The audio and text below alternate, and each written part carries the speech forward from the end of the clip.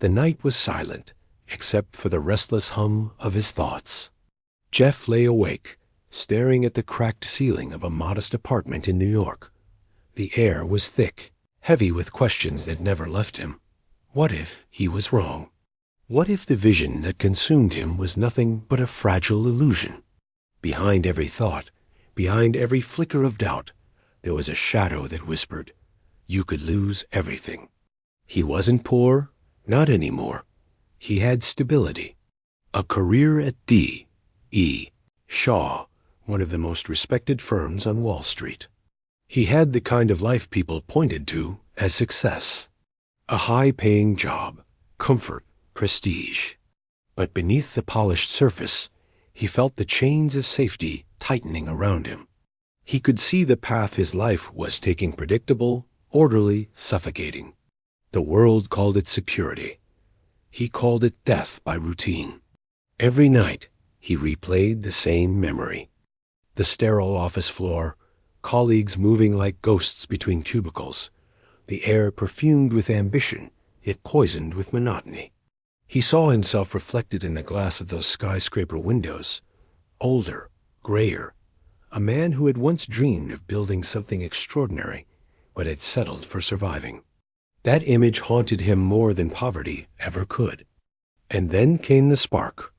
A statistic buried in a report. Internet usage was growing at 2,000% per year. Numbers that seemed impossible, absurd, almost violent in their acceleration. To most, it was trivia. To Jeff, it was a glimpse of destiny. That night, staring at the ceiling, he whispered to himself, "What if I built a store on the web? Not a corner shop, not a chain. Something larger, endless, a place where every book ever written could live." The thought sent chills down his spine. But so did the consequences. To chase this dream, he would have to abandon the safety of his position, step into the unknown, and drag his wife, his family, into a storm that no one else could see. He remembers the drive. A long, endless drive across the country with his wife, Mackenzie, beside him. Boxes in the trunk, fear in the air. Every mile carried them further from stability, deeper into uncertainty. He typed out the business plan in the passenger seat, a car rattling on old roads, while the world outside blurred into anonymity. It was madness, but it was also freedom. Seattle, a garage that smelled of oil and dust. The birth of Amazon looked nothing like the empire it had become. The walls were bare. The desks were made of doors, cheap and hollow, hammered together with urgency. The phone lines were unreliable. The website barely functioned. Behind the illusion of ambition, there was nothing but fragility. And the world mocked him. They said, "Books? Who buys books on a screen? Who trusts credit cards on the internet? Who believes in something as intangible as cyberspace?" The investors shook their heads. Colleagues from his past smiled with pity. Bezos threw it all away for a dream. He heard their voices at night, louder than the crickets, sharper than any insult. The first obstacle was silence. Orders trickled in like drops of rain on a desert floor. Every time the phone rang, his heart jumped. Every time it didn't, the silence became heavier.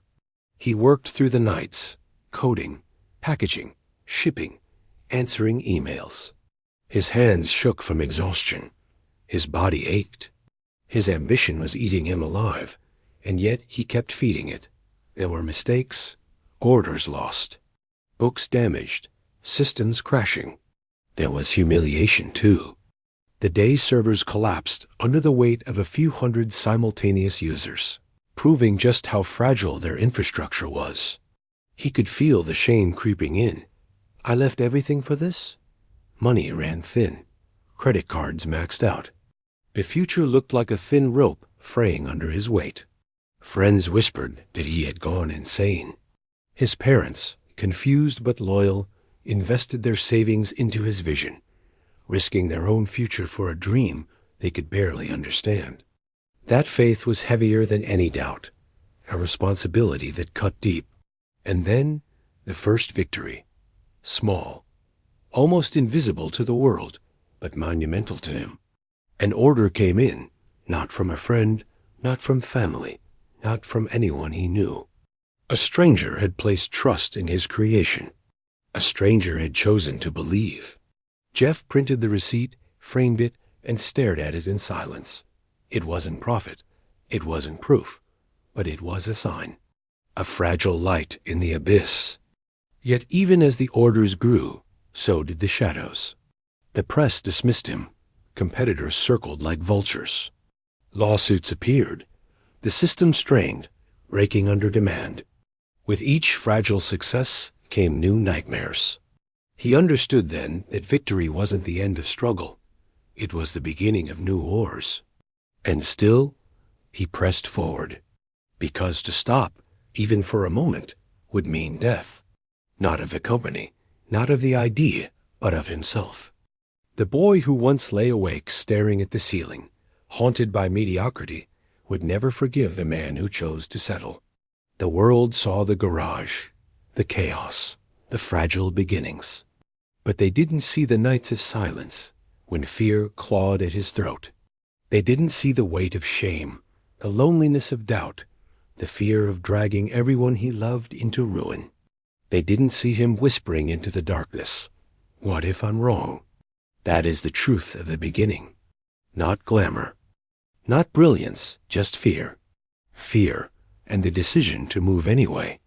The receipt from that first anonymous customer still trembled in his hands when the doubts returned. A single order didn't erase the shadows. It only sharpened them. Because one stranger could be a miracle, or a mistake. Every day became a battle between growth and collapse. Orders trickled in, then swelled. With each new customer came new chaos. Packages piled up in the garage until there was no space to move.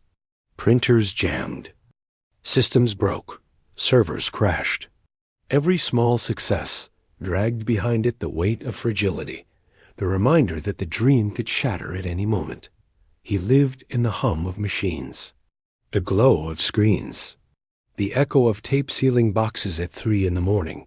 Sleep came in fragments, stolen between shipments. Meals were cold, rushed, forgotten. The neighbors whispered about the strange man who never left his garage, who surrounded himself with books and cables, who seemed possessed. Possessed, that was the word. Because what else do you call a man who trades his life for a vision? But possession has a cost. His hands shook. His eyes burned. His marriage strained under the endless hours, the unrelenting obsession. Friends stopped calling. Colleagues from his past crossed the street to avoid the conversation. He was alone in the storm he had created, clinging to a dream no one else could fully see.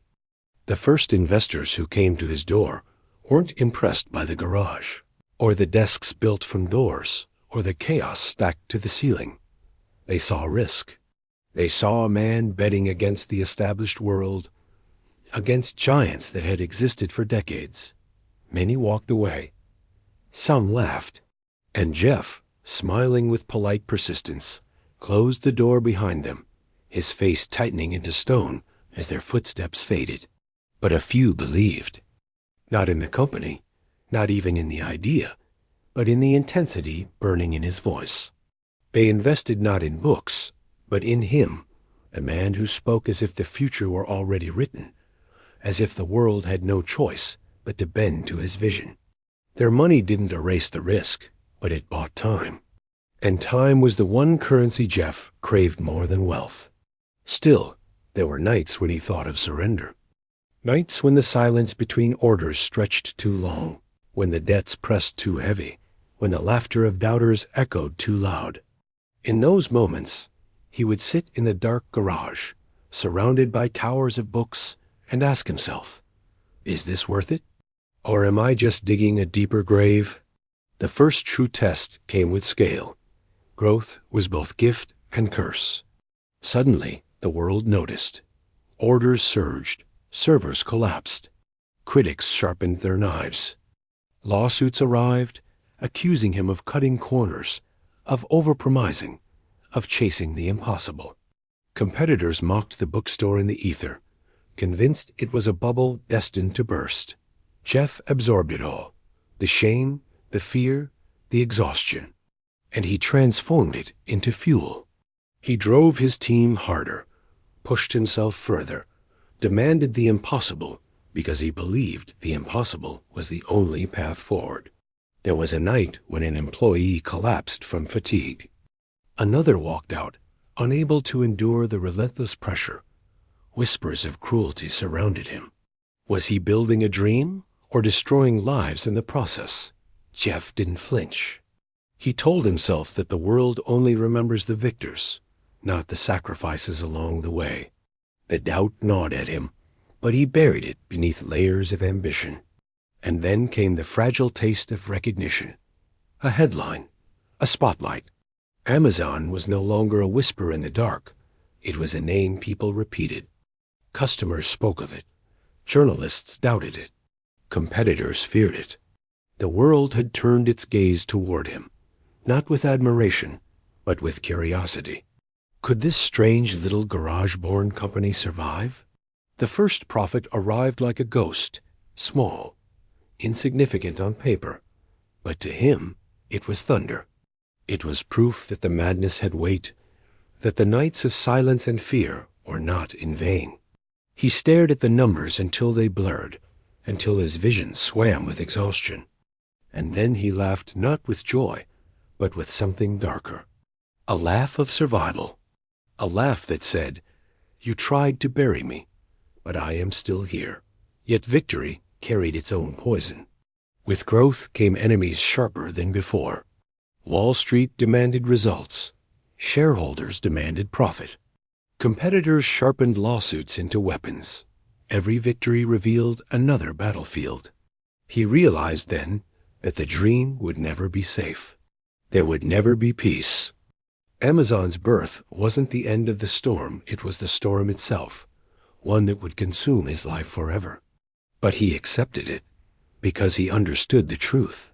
Security is an illusion. Comfort is a cage. The only path worth walking is the one lined with shadows, where every step threatens collapse, but also holds the chance for transformation. And so, the man who once lay awake, haunted by mediocrity, embraced the silence of the abyss. He chose to live with fear as a companion, to walk hand in hand with doubt, to pay the price of obsession. He would rise higher, yes. He would become the face of a global empire. But in the quiet moments, when the lights fade and the world grows silent, he still hears the echoes of those first nights in the garage. The hum of servers barely holding together. The smell of cardboard and ink. The weight of debt pressing like a stone on his chest. The voice in the darkness asking, "What if you fail?" And he smiles, because he knows the answer. Failure was never the enemy. Comfort was. The first step had already killed the man he feared becoming, the man who stayed safe, who grew old in a corner office, who traded his fire for routine. That man is gone. In his place stands someone else, someone who chose the abyss, and in doing so, carved a path no one else dared to walk. The empire began with fear. It began with silence. It began with one man who decided that doubt was not a reason to stop, but a reason to begin. And that is the scar he carries, the scar of the first step, the scar that never fades, even under billions of dollars, even under history's spotlight. Because every night, beneath the weight of triumph, Jeff Bezos remembers the truth. The first victory is never clean. It is fragile, haunted, built on sacrifice and shadow. It is the taste of survival, not celebration. And deep inside, the question still lingers, whispering in the dark. What if I had quit? He will never know. But the world does. Because Amazon exists,